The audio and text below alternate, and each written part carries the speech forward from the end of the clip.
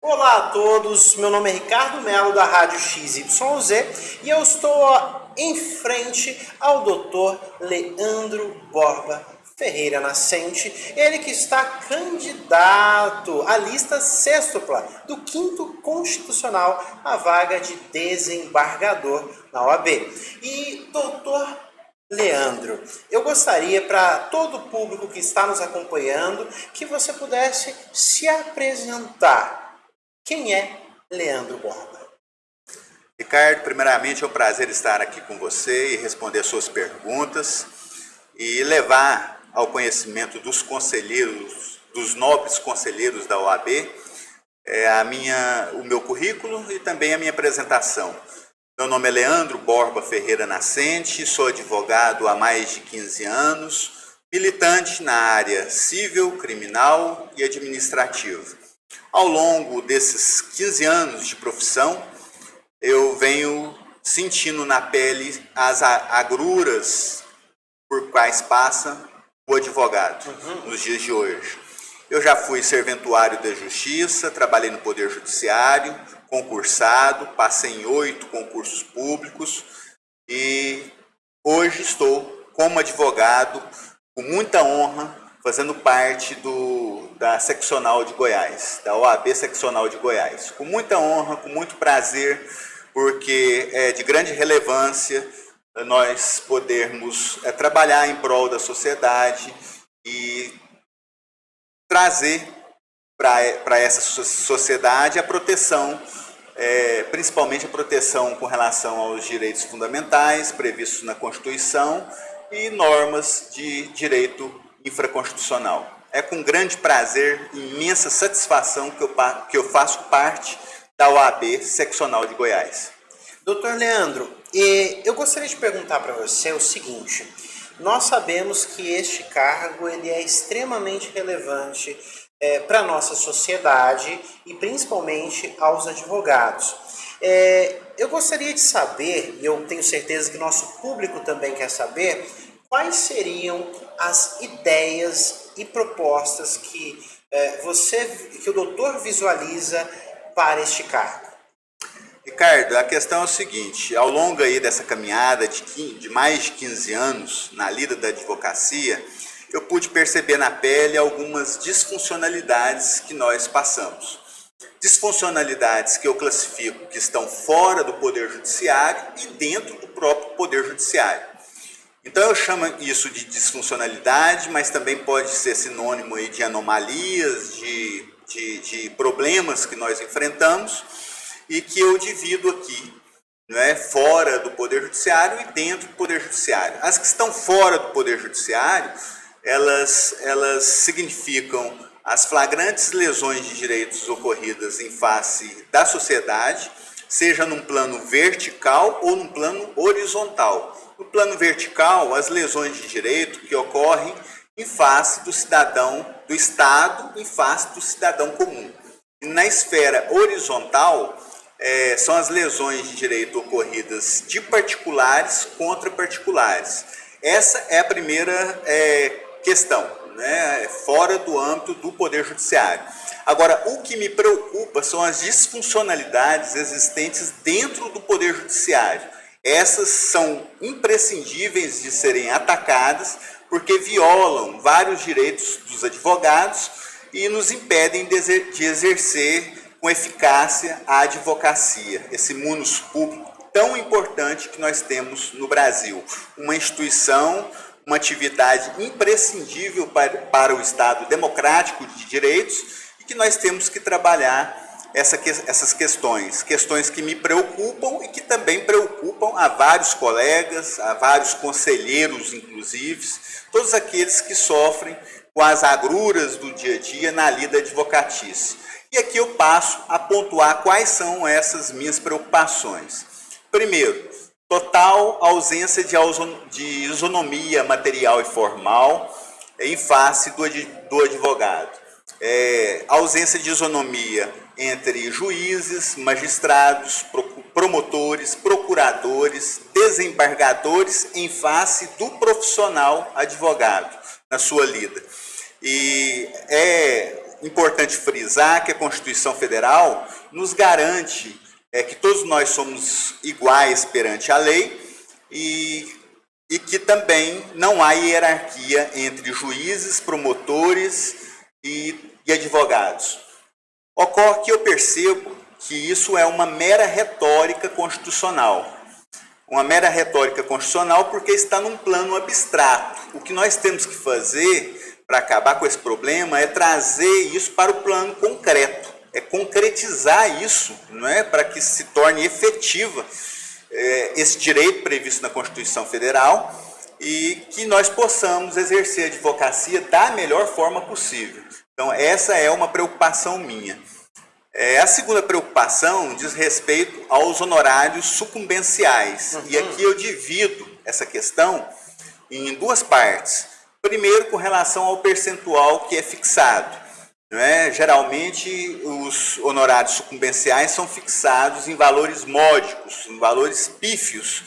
Então, temos hoje o Código de Processo Civil, que traz lá os percentuais até 20%, e atendendo a alguns critérios, como complexidade da causa, como também a dificuldade da causa, do trabalho do advogado.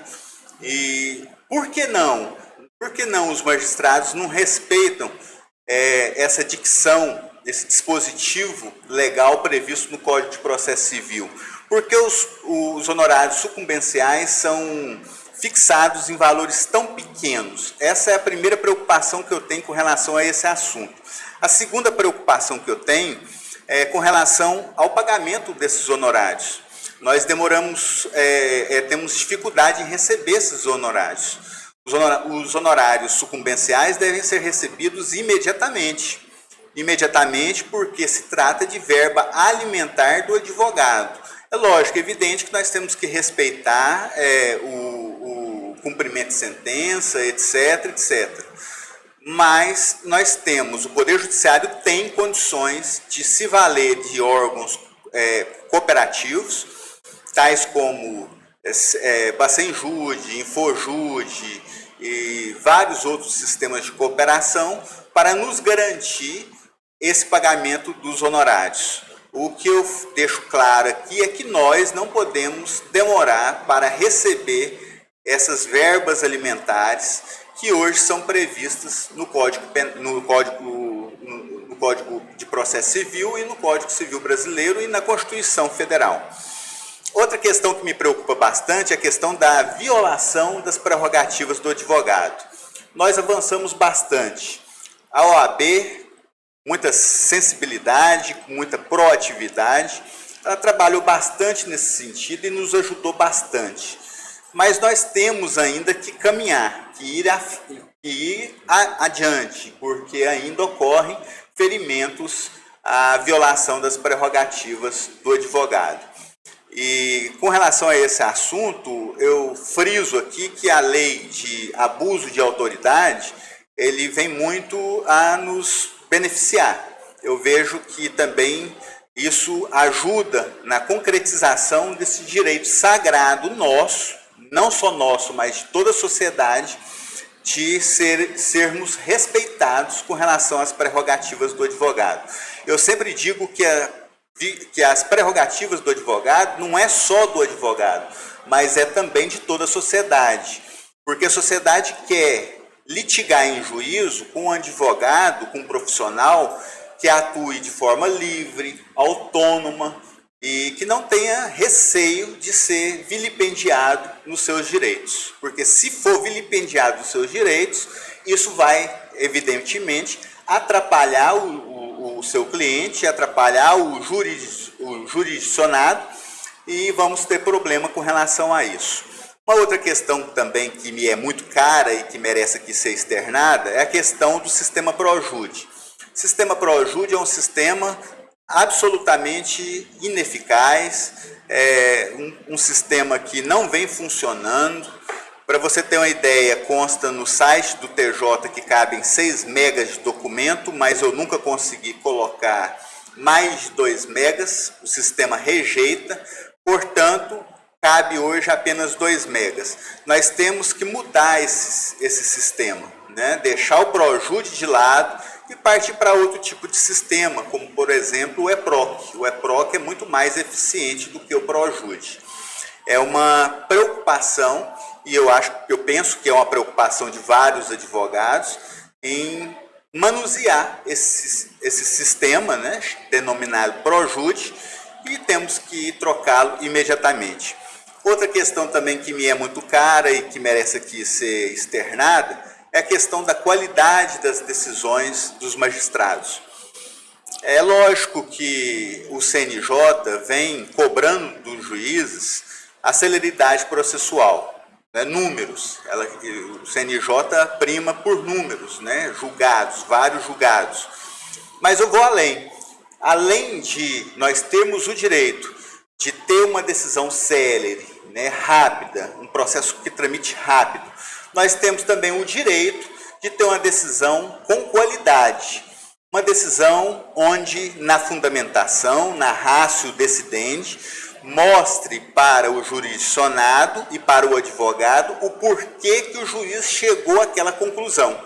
Não tem sentido algum termos uma sentença absolutamente teratológica, absurda, e que não condiz com a realidade daqueles fatos que estão sendo discutidos em juízo.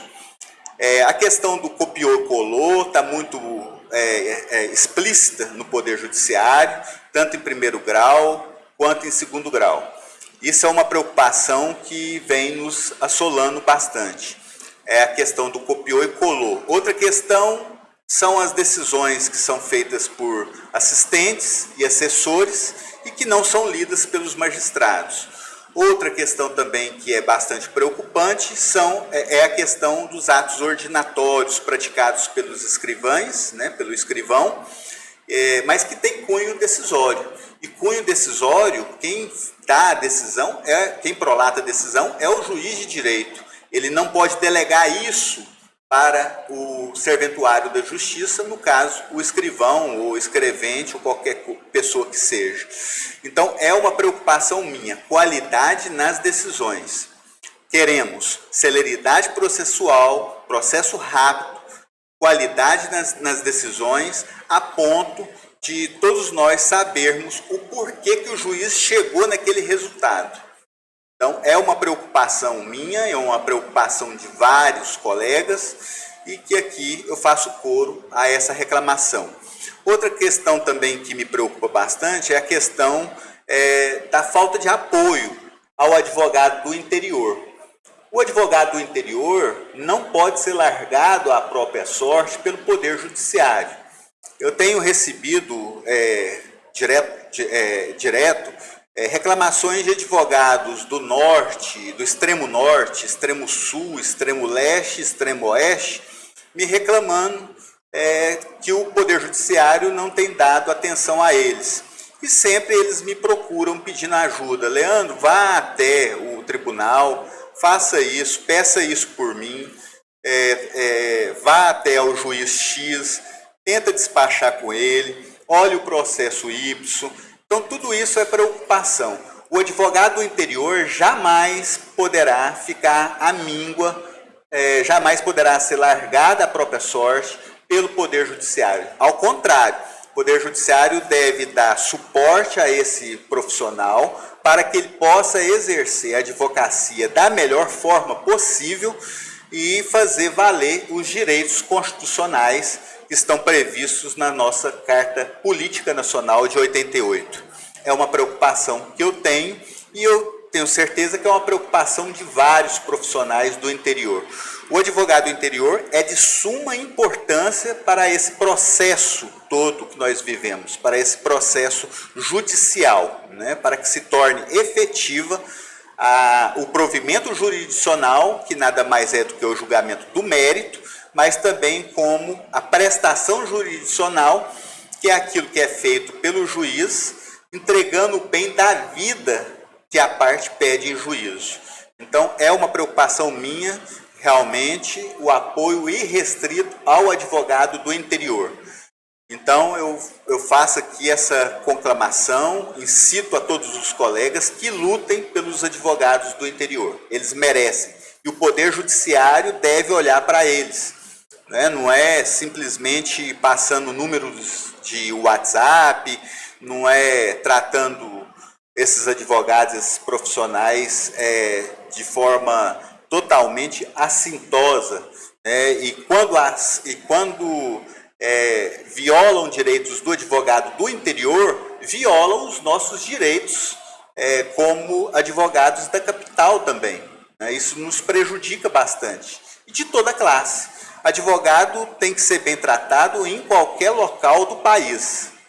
Qualquer local do país. Eu friso isso. Vamos dar mais atenção aos advogados do interior. Outra questão também que me preocupa bastante é a questão das custas processuais. As custas processuais no estado de Goiás são as custas processuais mais altas existentes em todo o território nacional. Eu advogo em São Paulo, advogo em vários estados da federação. São Paulo, Tocantins, Maranhão, Santa Catarina, no Brasil todo, na Bahia.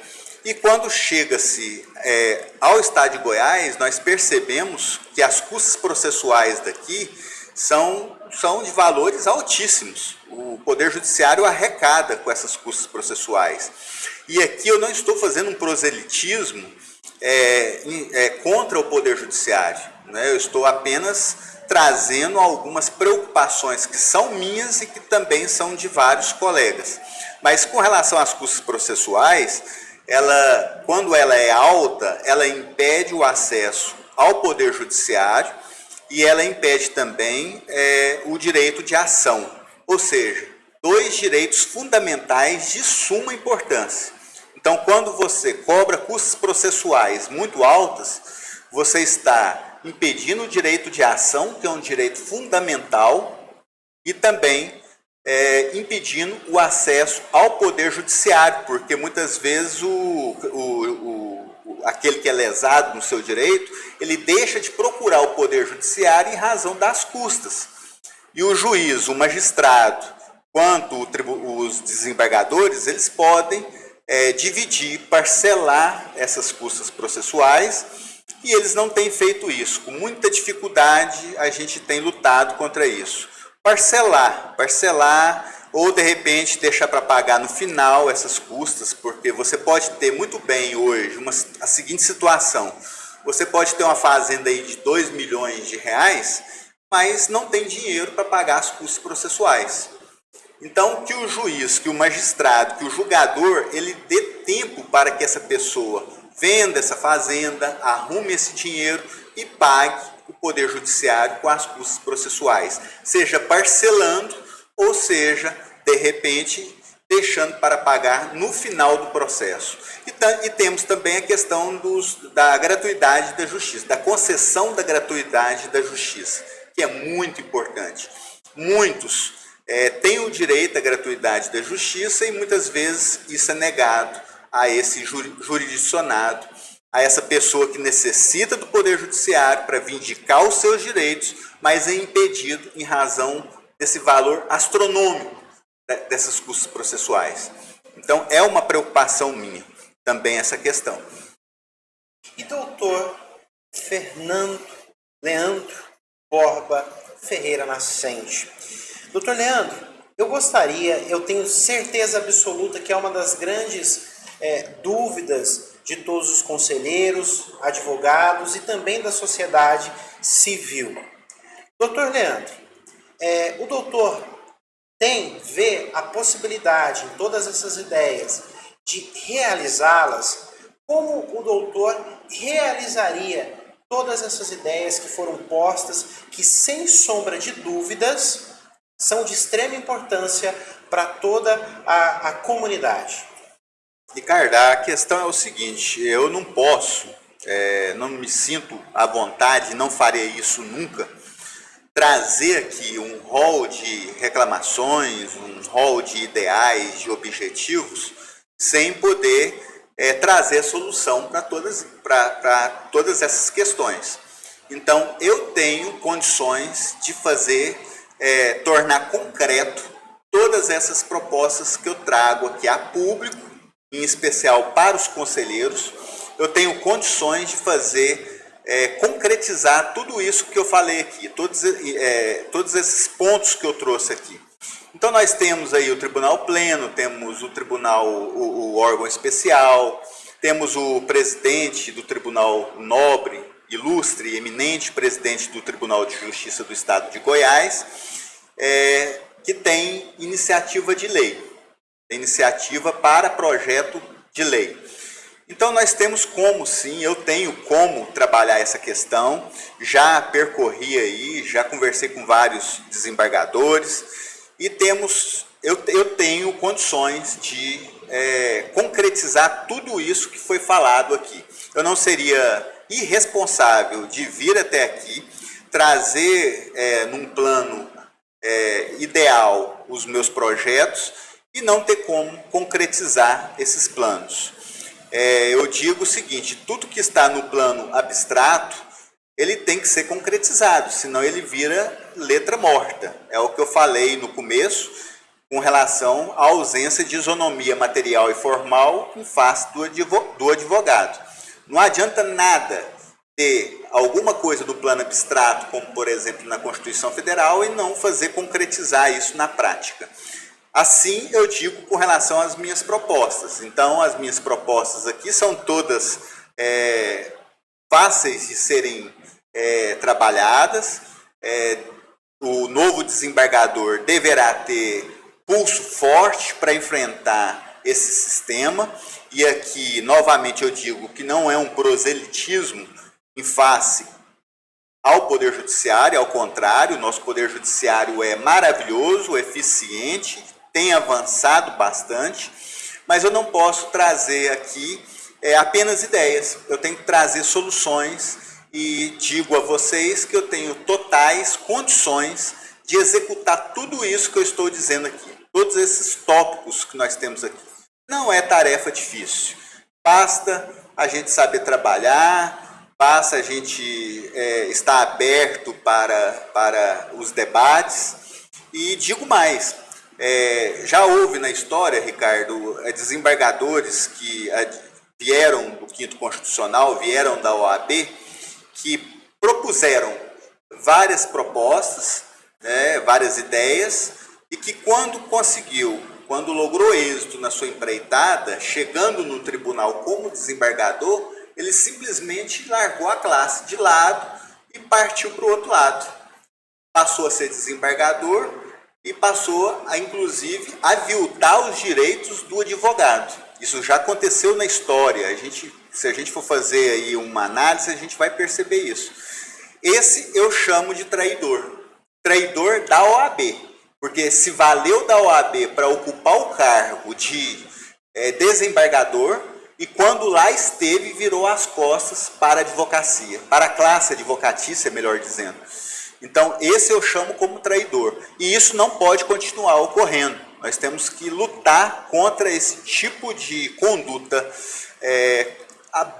abominável, né, que eu repudio, e chama essa pessoa, esses profissionais, de traidores da OAB. E temos que trabalhar nesse sentido.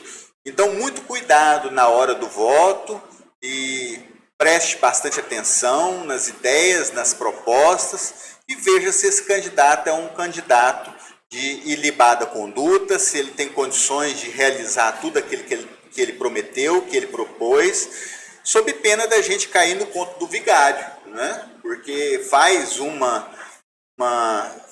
fala perante os conselheiros, mas quando entra no Poder Judiciário e ocupa e galga aquele posto desejado, ele simplesmente esquece os ideais, né? Esquece as ideias que ele teve no início e passa para o outro lado, sendo inclusive algoz do próprio colega advogado, que o colocou lá, através dos conselheiros, que o colocou lá para que funcionasse como um ajudante da própria advocacia, né? Ajudante no sentido de respeitá-lo, pelo menos, né? De atendê-lo, de ouvir as suas reclamações, etc, etc. Então, chamo a atenção dos nobres conselheiros e que tenham esse cuidado para não caírem no conto do vigário. Cuidado com isso, porque isso nos prejudica bastante. O exercício da advocacia é um exercício sagrado e que nós temos que levar muito a sério. Como dizia Sobral Pinto, a advocacia é profissão que não aceita covardes. O advogado não pode ser covarde, ele tem que ser corajoso, enfrentar todas as adversidades possíveis e também zelar por esse munus tão importante previsto na Constituição Federal, que nos garante o direito à liberdade, à autonomia de exercer a advocacia da melhor forma possível. É esse o registro que eu deixo a todos os conselheiros da OAB. O meu nome é Leandro Borba Ferreira Nascente, eu estou inscrito na segunda lista para ocupar o cargo de desembargador da 13ª Câmara e faço questão aqui de fazer o compromisso com vocês, e podem me cobrar isso, de concretizar tudo isso que eu coloquei no papel e venho trabalhando há meses nesse projeto. Então eu deixo a vocês um forte abraço e que Deus ilumine todos vocês em vossas decisões. Que o voto seja consciente, né? Que não seja apenas ligado a nomes, né? A sobrenomes, mas que seja ligado, que o seu voto seja ligado e pautado na figura do candidato. Se o candidato é apto ou não para exercer aquele cargo, a exercer o cargo de desembargador. Então, votem de forma consciente, que vocês não se arrependerão. Meu nome é Leandro Borba Ferreira Nascente, segunda lista, estou constando na segunda lista para a ocupação do cargo de desembargador da 13ª Câmara, que será ocupada em breve. Forte abraço a todos os conselheiros. Muito obrigado, doutor Leandro, por esclarecer, por deixar o seu posicionamento forte e também, né, deixar claro e evidente que tem total condição de executar tudo que foi prometido. Foi uma honra recebê-lo em nossos estúdios e eu tenho certeza que, além da comunidade civil, a comunidade advocatícia, também os conselheiros estarão de olho e, sem sombra de dúvidas, tiveram todos os esclarecimentos para fazer uma votação extremamente assertiva. Então vocês acompanharam o Dr. Leandro Borba Ferreira Nascente, que participou do nosso programa hoje. Muito obrigado e até já!